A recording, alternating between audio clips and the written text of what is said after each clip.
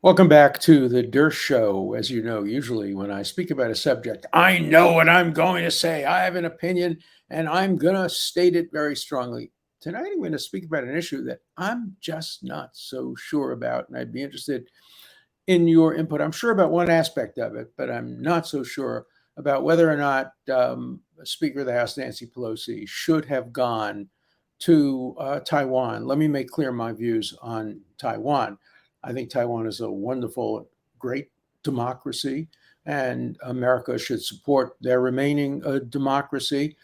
I favor the two-state solution. There should be China and there should be Taiwan. Just because they were once part of one country doesn't mean that, quote, the territorial integrity of China. Good marriage is good, but a good divorce is just as important. And so many countries, India, Pakistan, the former Yugoslavia, have broken up into component parts, and it's been generally much better. So my preferred solution would always be Taiwan should be an independent country. It should have status all over the world, at the UN, everywhere else. That's not what the world has been saying. The world is afraid of China. So the one China policy, the one state solution, has been the one that has been accepted, including by the United States and most European and other countries in the world. That's a mistake, I think, but it's a mistake. It's water over the dam or under the bridge, and that's not going to be reversed. So the question is, with that stated goal and with America's policy of deliberate ambiguity about what would happen if China invaded Taiwan, which it very likely may do, particularly with the world distracted by Ukraine.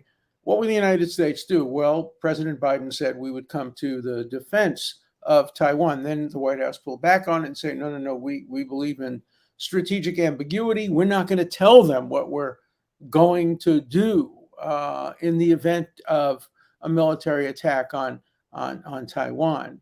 There has been no military attack as Nancy Pelosi landed in her military jet, which I'm sure is secured by anti-rocket devices.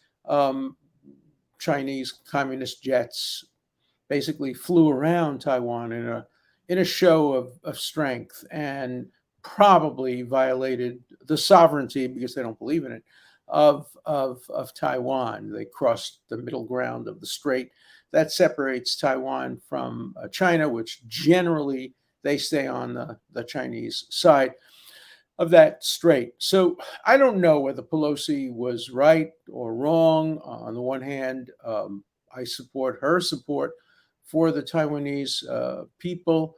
On the other hand, I don't want to see a provocation. China is too strong. It's the second or third strongest country in the world, the United States, and then there's Russia and China. Nobody knows the exact military capabilities of both. They're both capable of destroying the entire world, as is the United States with its nuclear arsenal. Let's just hope and pray that Iran doesn't join that nuclear club anytime in the future. But was it a provocation, or was it the right thing to do? It's the first high-ranking American official to go to Taiwan since, I think, 1997, when the former Republican Speaker of the House, Newt Gingrich, went there with little fanfare and little protest. This was very provocative, although they say it was a secret trip. Everybody knew about it. It's a typical Washington, D.C. secret. And the President of the United States made no secret about the fact that he didn't support it. According to the New York Times today, the White House put lots of pressure on Pelosi and on her staff not to stop in Taiwan. Pelosi didn't listen to them. Now, that I'm clear about. It is simply wrong, a mistake, and a show of weakness when you have somebody like Pelosi landing in Taiwan without the support of the United States government, without the support of the President of the United States, without a declaration of support from Congress or anybody else. It was her show. She did it on her own. She speaks for a lot of Americans, obviously, but it is not the United States policy today to recognize the independence of Taiwan as a potentially separate nation. And the Chinese government believes that having a high-ranking official come and meet with the political officials, the high-ranking officials of Taiwan, constitutes a slight recognition, maybe, of their independence. This diplomatic game is awfully hard to follow with its subtleties. But the one thing is clear, that the United States should never speak with a divided voice. I remember I was there when Prime Minister Netanyahu of Israel, at the request of the United States Congress, the invitation of the United States Congress, was invited and accepted and made a fantastic speech in front of a joint session of the House and the Senate against the Iran deal and against the nuclearization of Iran. And President Obama was furious at it. Many United States senators, including my former colleague Liz Warren, refused to attend. I told her that I would no longer ever support her. She would attend Castro. She would attend a speech by dictators, but she wouldn't attend a speech by the Prime Minister of Israel. I actually sat in the front row with Elie Wiesel and with Sarah Netanyahu and with Mrs. Wiesel. And I loved the speech. There was a lot of controversy. Should a prime minister of another country accept the invitation of the House of Representatives that was not approved of by the President of the United States? I think the answer was yes, because the House of Representatives is separate and equal institution. Equal.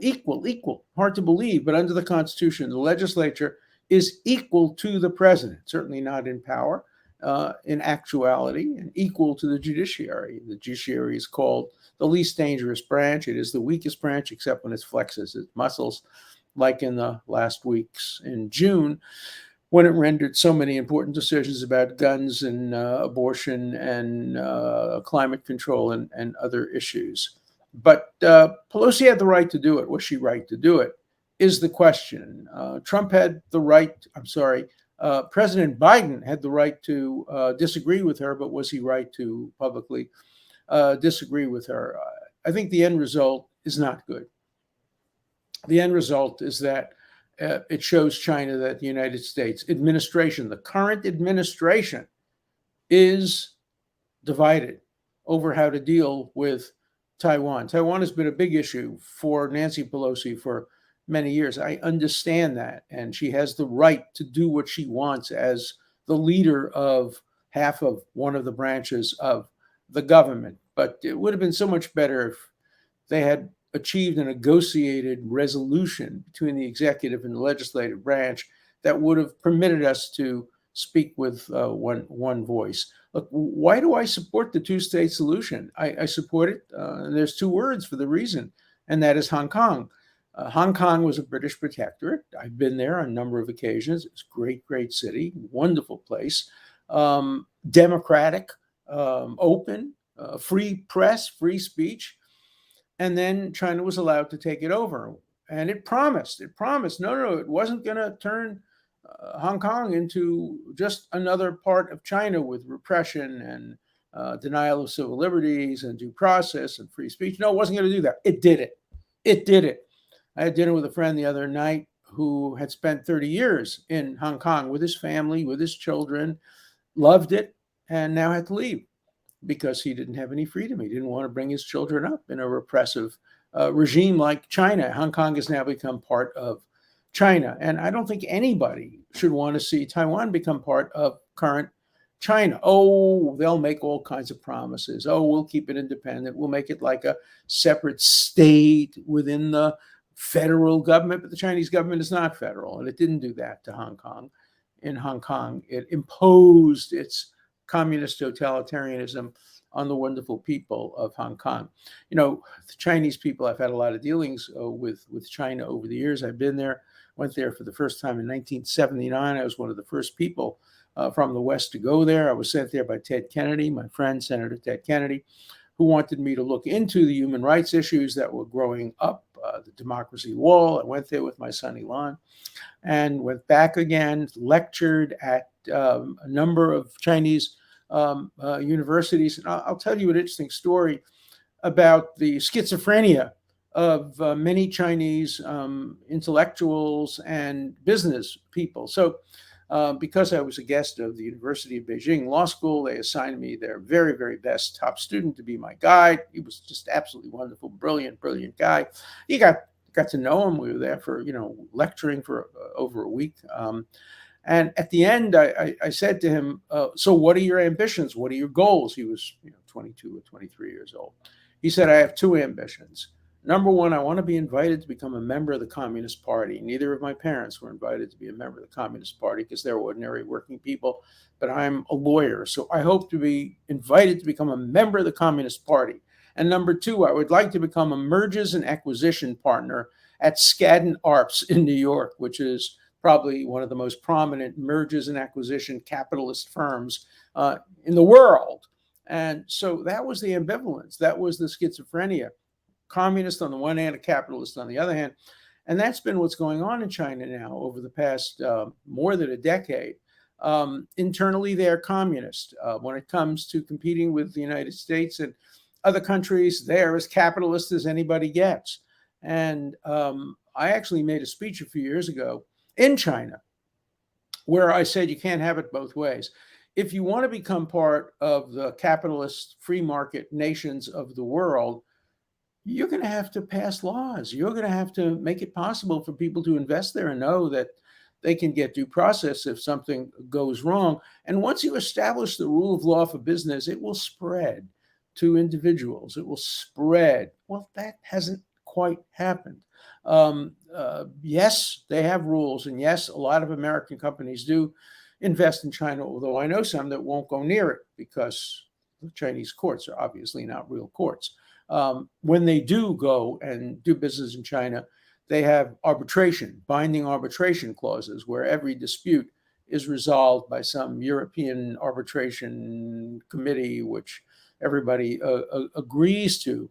But the rule of law hasn't really caught on either for business or for democracy within the country. For a while, it looked like it might. There was a period of time, and Hong Kong was part of it, where it looked like Hong Kong may have an influence on Changsha and on Beijing and some of the other cities. But now, under the relatively new leader of China, who is brilliant and tough, the trend seems to be moving the opposite direction. That is, Hong Kong is becoming subordinate in its rule of law approach to China itself and its totalitarian communist approach. So what should the United States policy be toward China? Every administration has a different policy. There hasn't been a consistent policy. In general, remember when I was growing up, I used to debate in high school, should Red China be admitted to the UN? That was the big debate. Should Red China be admitted to the UN? In those days, China had a role in the UN, but China was represented by Taiwan. But we debated, should Red China be admitted to the UN? Then you'll remember that Kissinger arranged for Nixon to go to China. We were at Stanford at the time at the Center for Advanced Study of Behavioral Sciences. And so we saw a couple of the famous ping pong matches between the Chinese and Stanford. They weren't really matches because the Chinese were so overmatched in table tennis and ping pong. They're the best in the world. But that was the ping pong diplomacy, the Kissinger visit, the Nixon visit. They even made an opera out of it, Nixon in China. Pretty good opera by a guy who's written good operas and not so good operas. But this one was a pretty good one, Nixon in China. So what happened is we totally switched our policy. Taiwan is no longer recognized by much of the world, and China is. China is not only in the UN, it's in the Security Council. It has a veto. So from not even being in the UN to being one of the big, handful of countries that can determine policy and veto other policies, that happened. And so the American policy now is one China. And that one China is a repressive country. I just don't think the United States can continue to argue that ultimately China should have the power, the right to take over Taiwan and turn it into a tyranny. It would be one of the first times that the United States has ever done that. Well, you might say they did it when they pressured Israel to end the occupation of the Gaza Strip. It turned it from an occupied country briefly to a country ruled by the Palestinian Authority. Then there was a coup where many Palestinians were murdered, and it became a Hamas tyranny with the support, essentially, or the pressure of the United States. So we made that mistake once. I don't think we want to make it again about China. But that doesn't answer the hard question. And the hard question is, what would happen if China had a military attack? And the United States policy is, we're not going to tell you. Well, Biden says, we'll tell you. The White House says, no, he didn't really tell you. The official policy is studied ambiguity, strategic ambiguity. So China, you don't know what the United States will do. Maybe we'll respond militarily. Maybe we won't.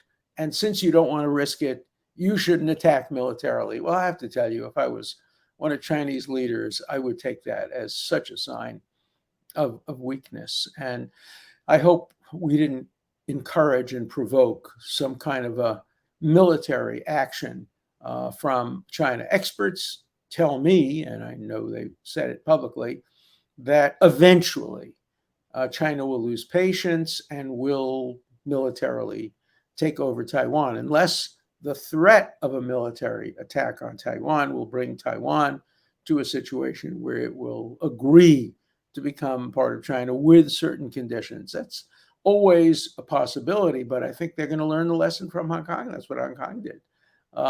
It was not, it was part of China. It was territorially not connected to China. It too is separated by water like Taiwan, but it's regarded as part of China proper. What that means, I don't know. Countries change geography all the time, and there are independence movements all the time that we recognize, breakaway provinces, breakaway countries.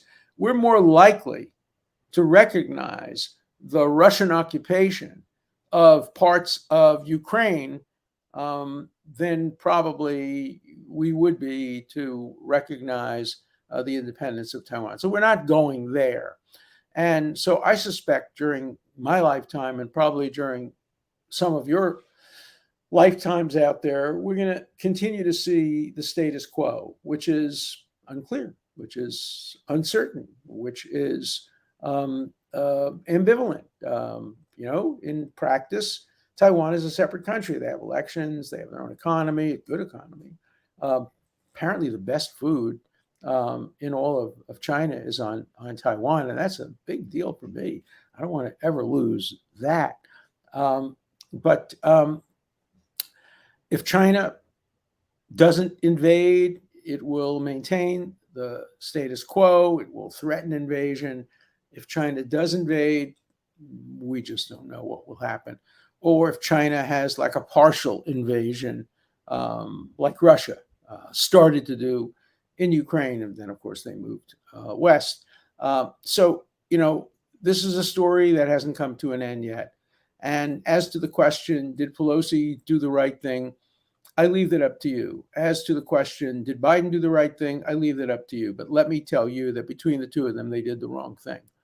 It was not good for America. It was not good for Taiwan. It was not good for world peace for the Speaker of the House of Representatives to do one thing and the President of the United States, members of the same party, to essentially criticize it and put pressure on her not to do the right thing. So this is a mess, and it's a mess within the Democratic Party, and it's going to once again contribute to the notion that the Democrats are good domestically and they're terrible in terms of foreign policy. My views on President Obama. I think he was a very good domestic president. I think Obamacare is one of the greatest contributions to equality and to the quality of medical care of any president. And I think he was the worst foreign policy president in modern history. And the only competitions he has is from other Democrats. Jimmy Carter was, if not the worst, the second worst foreign policy president in American history. The Democrats have to get their foreign policy together, and they don't. They are very weak on foreign policy, which is why people like my brother-in-law, who was a liberal Democrat and who favors a woman's right to have abortion, gay rights, climate control, can't vote for the Democrats. He says foreign policy is more important, and the Republicans are better at foreign policy than the Democrats. That's hard to quarrel with when you compare one of the worst presidents, President Nixon, and his foreign policy, which was quite good up to a point. Obviously, Cambodia, the Vietnam War weren't particularly good, but the China policy, the enduring policy, was quite good. So I'm going to continue to be ambivalent. I'm going to vote for Democrats when I think they're the best. I'm going to vote for Republicans when I think they're the best. I have no loyalty to the Democratic Party and or to any party. And I wish the Democratic Party were better at foreign policy, but they're not. And I think the Pelosi Biden split over Taiwan is the best evidence of how mediocre the Democratic foreign policy is. All right, let's turn to some questions. Lots of positive feedback on the Bill Russell show. A lot of people just liked it. They liked the change of pace. They liked talking about basketball. They were surprised about how much I know about basketball. Believe me, I'm a maven on basketball. I know a lot about basketball, not mostly from having played it, but from having had season tickets to the Celtics for more than 50 years and for having watched the Knicks before that. And when I'm in Florida, I go to see the Heat. So I am a basketball fanatic. So you shouldn't be surprised that I know a lot about basketball. And my friendship with Bill Russell, a lot of people were appreciative of me sharing some stories about that as well. But not everybody. So here's one. Nothing against the intelligent Bill Russell, but what about the cerebral Bill Bradley? Chopped liver? No, he's not chopped liver. You know, he's a piece of chicken, a good, nice piece of chicken compared to a filet mignon. I mean, you can't compare Bill Bradley, who I loved. He was great. I remember him at Princeton. Of course, I remember him when he played for the Knicks. And I remember that although he was a gentleman, he was a pretty dirty player. But to compare Bill Bradley with Bill Russell, come on, it's like comparing Barack Obama to Abraham Lincoln. Obama was okay. So was Bill Bradley, but no comparison to the GOAT, to the greatest basketball player in the history of the sport. All right, next one. I disagree. Russell was great, but Michael Jordan was and is the GOAT. Okay. Another one like it. When Russell played, there were fewer teams. I would pick Jordan, but I thank you for your experience by actually seeing Russell play. Because of that, I think Jordan or Russell is a difficult debate. You can make the argument either way. I think that's right. They're totally different kinds of players. Bill Russell helped his team. I would say 80% of his contributions were made by others. That is, he scored a little bit. 15 points a game is not nothing, but it's not a lot. He blocked an enormous number of shots, but he basically brought to fruition the fast break in basketball, team defense. When he was on the court, everything changed. The other players that can contest his status as the GOAT were less team players and more individual players. And I think the NBA has become more of an individual fan sport. People love to see LeBron charge the basket, or some of these other new guys from Central and Eastern Europe who are so phenomenal. Having brought guys from Europe to the NBA has been a tremendous contribution to basketball. Those of you who don't like immigrants, at least I hope you like the immigrants who play basketball for the United States. We're a country of immigrants. We ought to always welcome immigrants. And the NBA has improved enormously by recruiting players from countries all over the world. Okay, this is a good one. Will Chamberlain never had the teammates Bill Russell did. You're absolutely right. But the question is, were these teammates independently great, or did Russell make them great? When I think about like Tommy Heinsohn, a great ball player, but not, Tommy Heinsohn was made by Bill Russell, and Bob Cousy in some ways was made by Bill Russell. They were both great players, and the rest of the team, the Greers and I don't know that they would have been as good without having that center with the outlet passes and that defensive guy who could free them up to do different things. So, although I agree with your general sentiment that Will Chamberlain never had the team Bill Russell did, the reason Bill Russell had that team is because of who he was. Dersh, go ahead. And Auerbach brought. Oh, and Red Auerbach, of course, who was our friend, and I used to go have a pastrami sandwich with him before the games, and I've actually smoked a couple of cigars with him, and he was just a great guy and a great coach. And the combination of Russell and Auerbach has never been seen before or since in basketball. And when Auerbach left the Celtics, Russell took over. He was good, but when Russell went to some of the other teams to coach, he wasn't that great. So it's chemistry. It's people getting together. It's the combination of Russell with Cousy and Russell with Havlicek. They only played together a short time, but Russell with some of these other Heinsohn and trying to remember the other guy, Lustikov. He made them great, and that was very important. Okay, Dersh, first time I ever agreed with you regarding the best basketball player and great human being in Celtics history. I especially enjoyed the classic Russell-Chamberlain matchup. Almost regularly, Russell frustrated Chamberlain, and Wilt was vocal about it. Rumors had it that Bill was closer to 6'8". I think that's right. I've stood next to him on many occasions. I think he was closer to 6'8". I don't think he was 6'10". And of course, Chamberlain was not only 7'2", but he had shoulders and arms and was built amazingly. And Bill was so gracious, never gloating or running mouth. And that's true. He never did the victory march. He was just quietly the winner. He enjoyed winning, but he was quietly the winning. Bill let his actions speak for himself. God must have needed a great defensive center. I like that. Well, in my humble opinion, he got one, maybe the best ever. So I agree with that. When the NBA was debating going from 2 to 3 referees on the court during the games many years ago, it was Bill Russell that said, 2 or 3 refs, what's the difference? There's no limit to incompetence. So the interesting thing is that Russell never complained about the refs. Red Auerbach complained. Was Rudolph. What was his name? Do you remember his first name? Rudolph. He was the referee. Mendy Rudolph. Yeah, that's who it was. Mendy Rudolph. And Red Auerbach used to scream at him. In fact, he got thrown out of a number of games.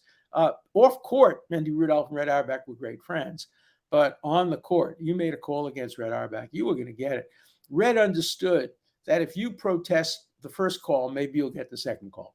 So even if the first call didn't warrant that kind of protest, in a tight game, if he needed the next call, he would scream and yell and curse and maybe get thrown out of the game and maybe get the next. The next call. This guy wants to know how Russell would have done against Shaq. Well, that's interesting. Russell and Shaq. Remember again, Shaq was just a football player, and Russell was pretty thin early in his days. He was thin. He became more muscular later. It's impossible to know. I love those kinds of stories. How would Mike Tyson have done against Muhammad Ali? I don't know. I mean, they were very different kind of players. I represented Mike Tyson. I know Mike Tyson. I represented Muhammad Ali. I may be the only person who both represented Muhammad Ali and Mike Tyson. I think Muhammad Ali would have won.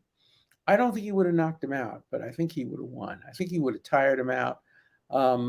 After all, Mike Tyson did lose a couple of matches that he never should have lost, Douglas and a few other guys. So I don't know the answer to that question. Let's see. This is a guy. Okay, you're always going to get one guy like this. I never heard of Bill Russell, but hearing Dershowitz bring him up, I immediately said he's definitely a black guy. I ran a search of his name and voila! Voila! What an idiot you are. What an idiot you are. Does it matter whether the guy was white or black? I would have said a lot of the same things about Larry Bird. You don't judge a person based on their race. Now, you didn't have to look it up. If you listen to my show, I talked about how active he was in the civil rights movement, how much racism there was in Boston. And I obviously clearly identified him as somebody who was an African American. So no voila from you. You're a jerk. And unfortunately, there are too many of you out there. Okay, last one. Let a critic get the last word. I was with you until you told the story of Russell kneeling and then the politicization of sports. Okay, I do have to get to one more, may take us over that. And that is, somebody did write to me and say, why did I say that the third stanza of the national anthem is racist? It's not. Well, let me read it to you and you make your own judgment. I don't think it's overtly racist. What it does is it recognizes a reality of slavery back during 1812. The third stanza has, their blood was washed out, their foul footsteps pollution. He's talking about the British who were fighting against the patriotic Americans. No refuge could save the hireling and slave from the terror of flight or the gloom of the grave. Now, obviously, there was slavery at that time, and we know the British offered to free slaves who fought against the United States. And some slaves, understandably, if I were a slave, and if I could get out of being a slave by fighting against a country that enslaved me, I'd probably do it. I don't think you can call that overt racism. You call it kind of being with the time, which was a racist time. He didn't do anything special to say anything negative about the slave. He lumped them together with the hireling. Those were hired troops, the Hessians and people like people from foreign country, the two groups that were fighting with the British against the Americans. So it's a close question, but and I said myself, I wouldn't kneel for the American flag or the national anthem, but I respect Bill Russell for having shown his support for somebody and something he believed in. See you tomorrow.